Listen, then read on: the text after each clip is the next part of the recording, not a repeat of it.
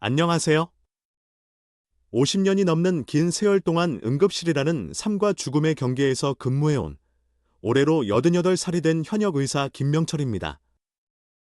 제 손을 거쳐가며 생명을 구한 환자가 과연 몇 명이나 될지 이제는 셀 수조차 없지만 안타깝게도 식사 후 저지른 단 한 가지의 실수 때문에 끝내 살려낼 수 없었던 환자들의 얼굴이 아직도 제 눈앞에 너무나 선명하게 떠오릅니다.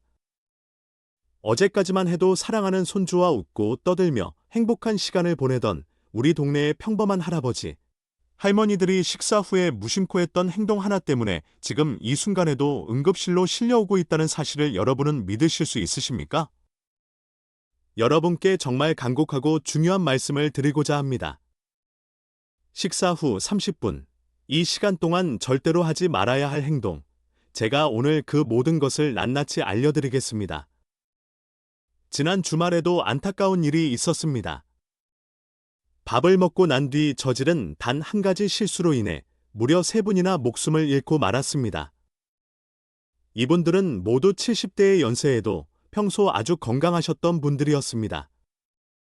그러나 제가 오늘 알려드릴 이 방법만 따르셨더라면 지금도 사랑하는 가족들의 곁에서 함께 웃고 계셨을 것입니다. 지금 이 순간에도 누군가의 소중한 부모님, 할머니, 할아버지가 이 간단하지만 치명적인 지식을 알지 못해 위험에 처해 있습니다.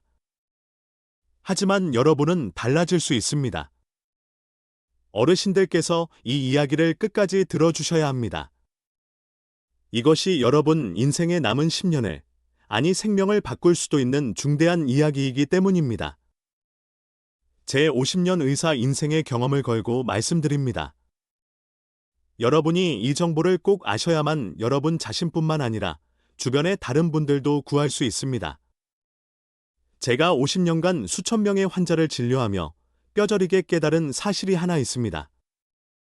그것은 바로 식사 후 30분 이 모든 노인에게 있어 생사를 가르는 죽음의 골든 타임이라는 것입니다. 우리가 밥을 먹으면 소화를 시키기 위해 우리 몸의 혈액이 위장으로 급격히 몰리게 됩니다. 그러면 자연스럽게 심장과 뇌로 가야 할 혈액의 양이 줄어들게 됩니다. 바로 이때 잘못된 행동 하나가 겹치게 되면 여러분의 목숨을 순식간에 앗아갈 수 있는 것입니다. 제 오랜 환자였던 윤순자 할머니의 이야기를 해드릴까 합니다. 지난 추석, 가족들과 맛있는 음식을 드시고는 아이고, 배도 부르니 이제 따뜻하게 목욕이나 해야겠다라고 말씀하시고 욕실로 들어가셨습니다. 그리고 안타깝게도 다시는 그 욕실에서 걸어 나오지 못하셨습니다.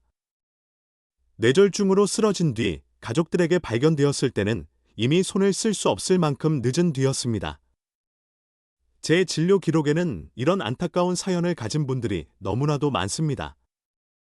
평생을 건강하게 지내시던 정상호 할아버지 또한 식사 후 소화도 시킬 겸 바로 등산을 하러 가셨다가 산에서 심장마비로 돌아가시고 말았습니다. 이 모든 비극은 식사 후 단 30분, 그 짧은 시간을 어떻게 보냈느냐에 따라 결정되었습니다. 왜 아무도 밥 먹고 나면 하면 안 되는 것이 있다고 알려주지 않았나요? 유족들이 울부짖으며 하는 이 말을 들을 때마다 제 가슴이 찢어지는 것만 같습니다. 의사로서, 그리고 같은 시대를 살아가는 인간으로서 더 많은 분에게 이 사실을 미리 알려드리지 못했다는 자책감이 듭니다. 하지만 여러분은 다릅니다. 지금 이 순간, 제가 50년 경험에서 얻은 가장 소중한 지식을 여러분께 나눠드리고자 합니다.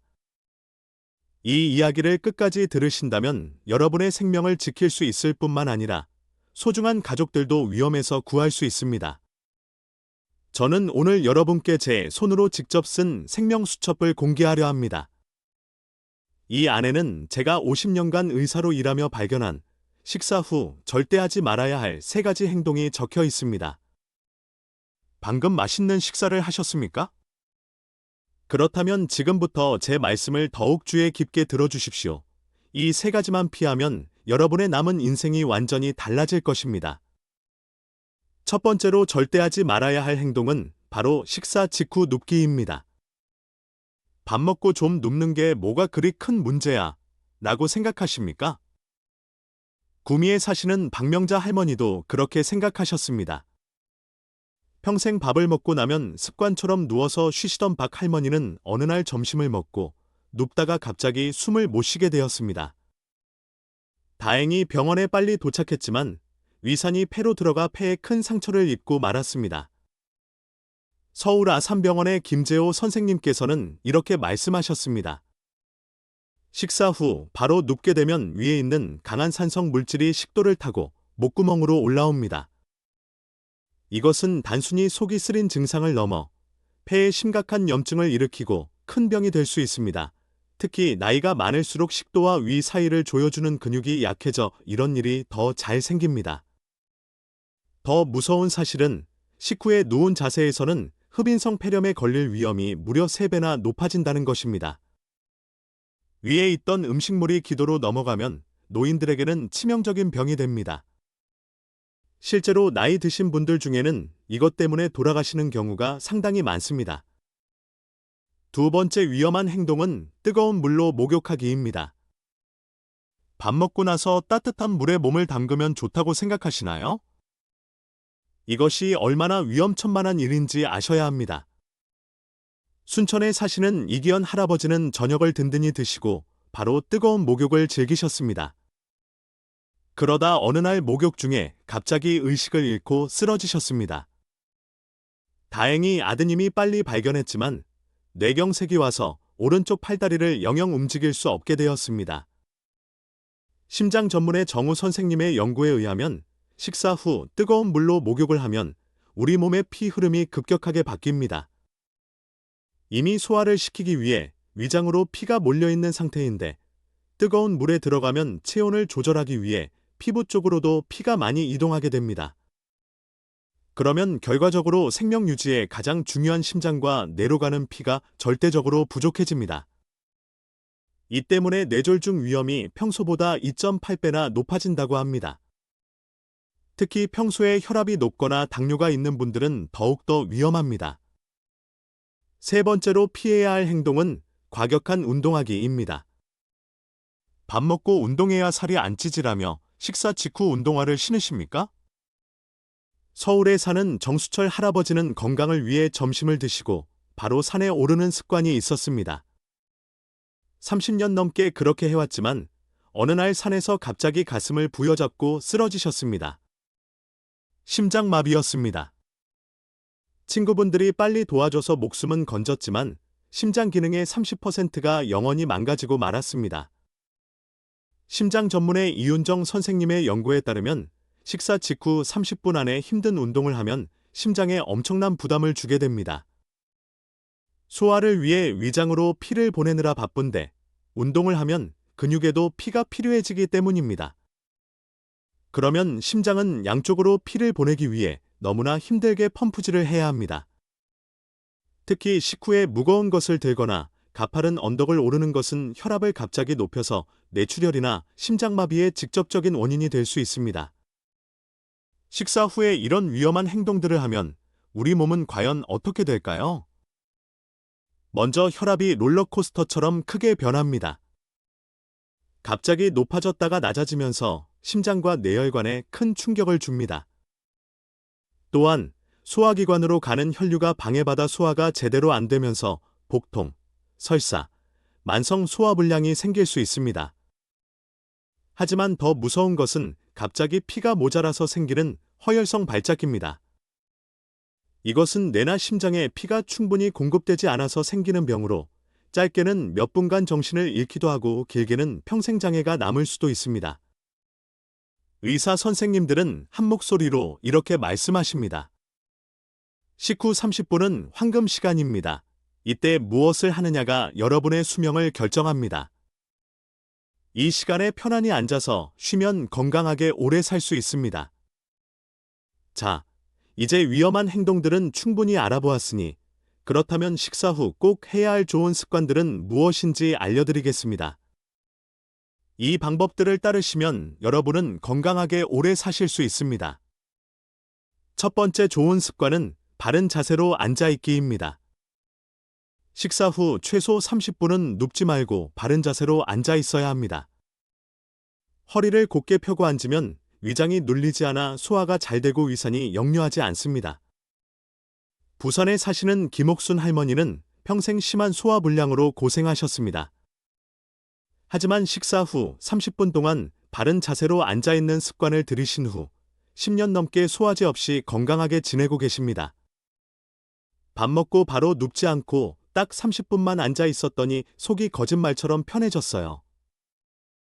이런 간단한 방법을 왜 진작 몰랐을까 싶어요. 라고 말씀하십니다. 두 번째는 미지근한 물 천천히 마시기입니다. 식사 후 바로 마시는 것이 아니라 10분 정도 지난 뒤에 미지근한 물을 한 컵 천천히 마시면 소화에 정말 좋습니다.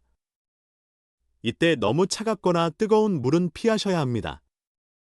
대전에 사시는 박철수 할아버지는 평생 속쓰림으로 고생했지만 식후에 미지근한 물을 마시기 시작한 후 속쓰림이 완전히 사라졌다고 합니다. 물 한 잔 마시는 게 이렇게 중요한 줄 몰랐어요. 이제 밥 먹고 30분 기다렸다가 따뜻한 물 한 잔 마시는 게 제 건강 비결이자 습관이 됐습니다. 세 번째는 가벼운 대화 나누기입니다.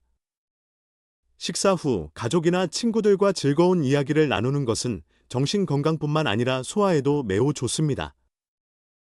웃으면서 대화하면 우리 몸의 긴장이 풀리고 스트레스가 줄어들어 위장 운동이 활발해진다고 합니다. 울산에 사시는 이영자 할머니는 남편분과 식사 후 항상 15분씩 그날 있었던 소소한 일을 나누는 시간을 가지십니다. 이 작은 습관 덕분에 부부의 건강이 모두 좋아졌다고 합니다. 예전에는 밥 먹고 나면 각자 TV만 보다가 이제는 서로 눈을 맞추고 이야기하는 시간을 가져요. 이게 우리 부부의 건강 비결이에요. 네 번째는 30분 후 천천히 걷기입니다. 여기서 중요한 것은 식사 후 30분이 지난 뒤라는 점입니다. 식사 직후가 아닙니다. 30분이 지나면 10분에서 15분 정도 천천히 걷는 것이 좋습니다. 이때 너무 빠르게 걷거나 숨이 찰 정도의 힘든 운동은 하지 말고 산책하듯이 편안하게 걸어보세요. 인천에 사시는 정영수 할아버지는 식사 후 30분 뒤에 아파트 주변을 천천히 한 바퀴 도는 습관을 들이셨습니다. 그 결과 높았던 당뇨약 용량이 절반으로 줄었고 체중도 5kg이나 감량했다고 합니다. 의사 선생님이 식후 30분 지나서 걸으라고 하셔서 시작했는데 이게 정말 약보다 낫더라고요. 몸이 가벼워지고 당뇨 수치도 눈에 띄게 좋아졌어요. 여러분이 이 네 가지만 지키셔도 건강이 정말 눈에 띄게 달라집니다. 지금까지 식사 후 해야 할 좋은 습관들을 알아보았는데요. 이제 밥을 얼마나 먹어야 하는지, 어떤 음식을 먹어야 하는지에 대해서도 알아보겠습니다. 건강한 식사는 우리 몸을 지키는 가장 기본적인 요소입니다. 제가 50년 동안 수많은 환자를 만나면서 알게 된 중요한 사실이 있습니다. 식사 후에 유독 쏟아지는 졸음이나 피로감을 느끼신다면 이건 몸이 보내는 위험 신호일 수 있습니다. 특히 우리처럼 나이가 많아지면 소화 기능이 예전 같지 않게 약해집니다. 그래서 젊었을 때처럼 많이 먹으면 탈이 납니다. 속이 부대끼고 졸음이 심하게 오는 건 10중 8구 과식의 증거입니다. 부산에 사는 최동철 할아버지는 평생 밥을 많이 드시는 편이었습니다. 밥심으로 산다며 밥을 많이 먹어야 힘이 생긴다고 생각하셨죠. 그런데 어느 날 식사 후 쏟아지는 졸음과 함께 가슴에 심한 통증이 왔습니다.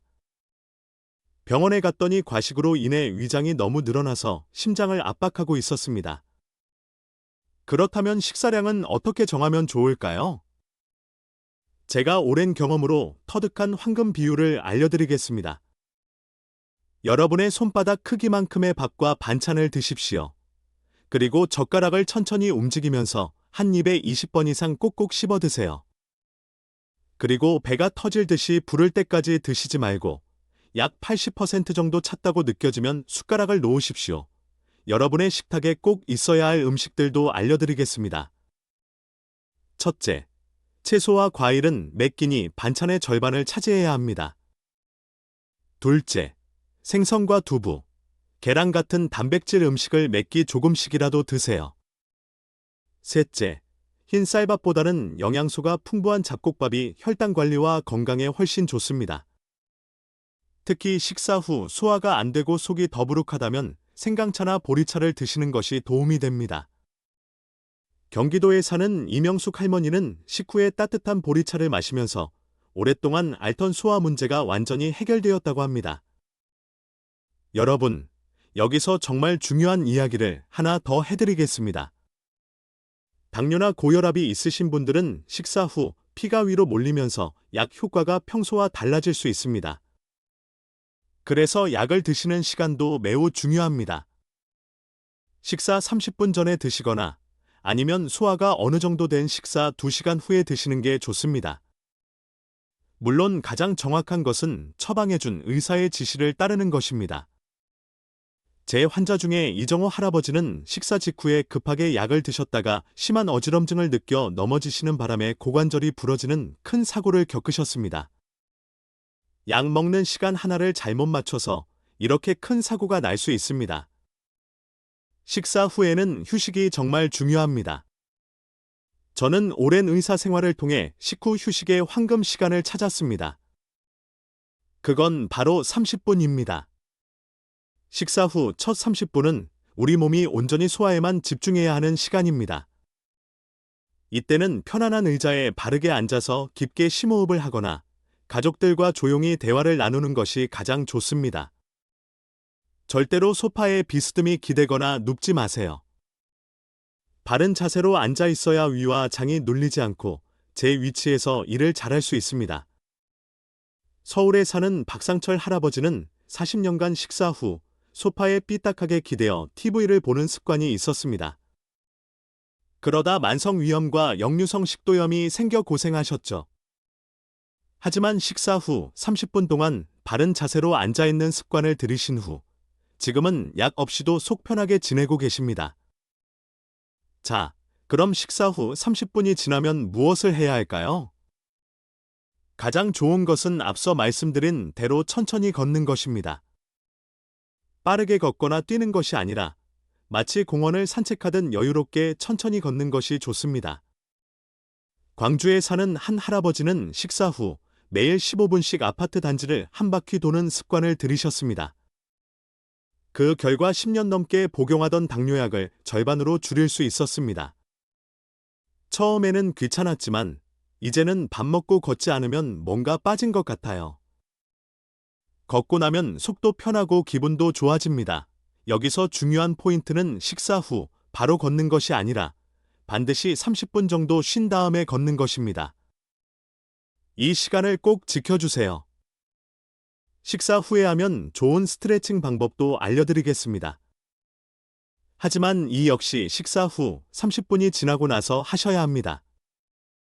손을 머리 위로 쭉 올려 기지개를 켜듯 늘려주는 동작, 양팔을 옆으로 벌려 가슴을 활짝 펴는 동작, 상체를 좌우로 부드럽게 돌려주는 동작 등이 소화와 혈액순환에 도움이 됩니다. 또한 식사 후에는 TV나 스마트폰을 멍하니 보는 것보다 책을 읽거나 글씨를 쓰는 것이 내 건강에 훨씬 더 좋습니다. 특히 좋아하는 시를 배겨 쓰거나 일기를 쓰는 것은 치매 예방에도 좋고 소화에도 도움이 됩니다. 전남에 사는 이상훈 할아버지는 식사 후 10분간 명상을 하고 그 다음 20분간 일기를 쓰는 습관을 가지고 계십니다.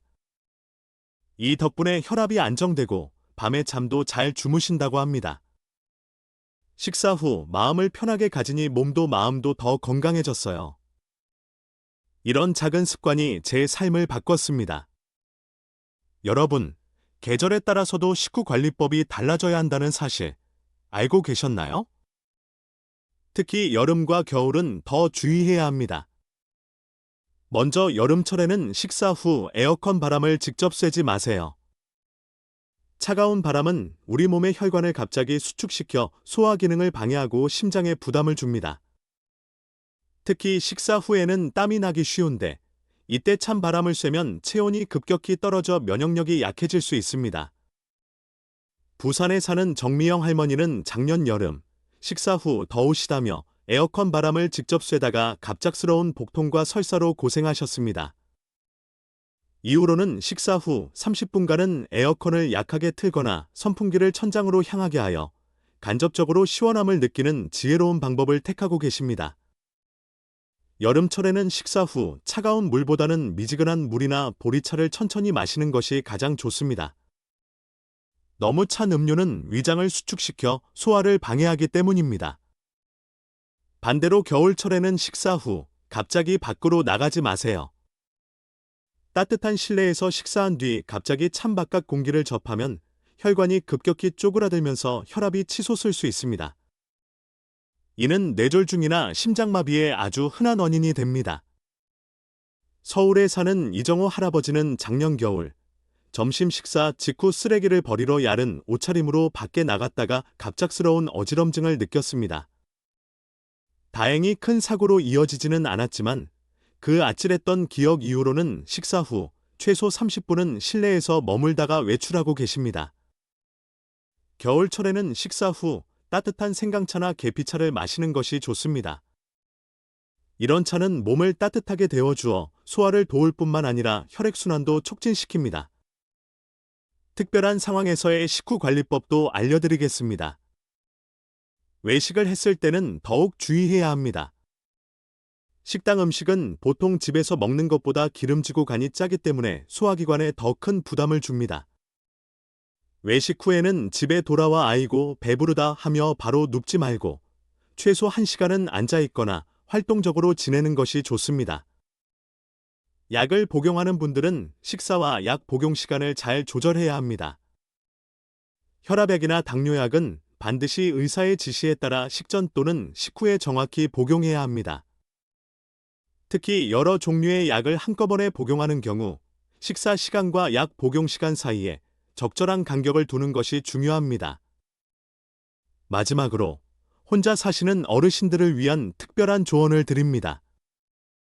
혼자 식사할 때는 특히 식후 관리에 더욱 신경 쓰셔야 합니다.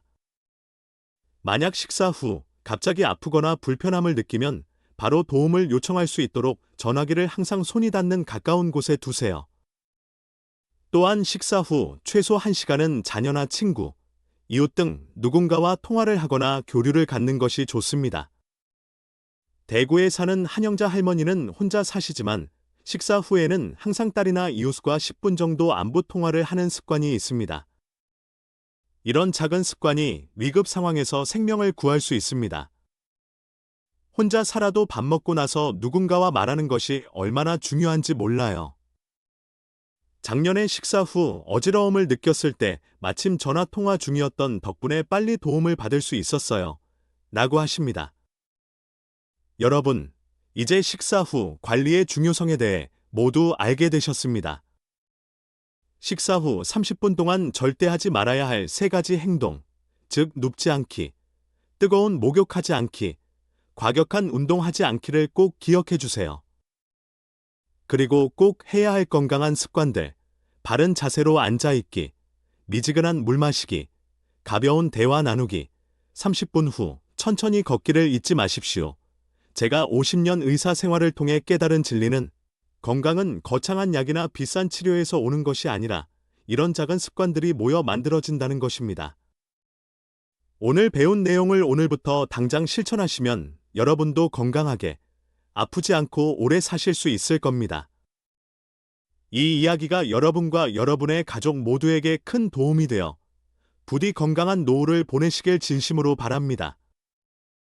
다음 영상에서는 더 많은 건강 비결을 가지고 찾아뵙겠습니다. 구독과 좋아요 꼭 눌러주십시오. 감사합니다.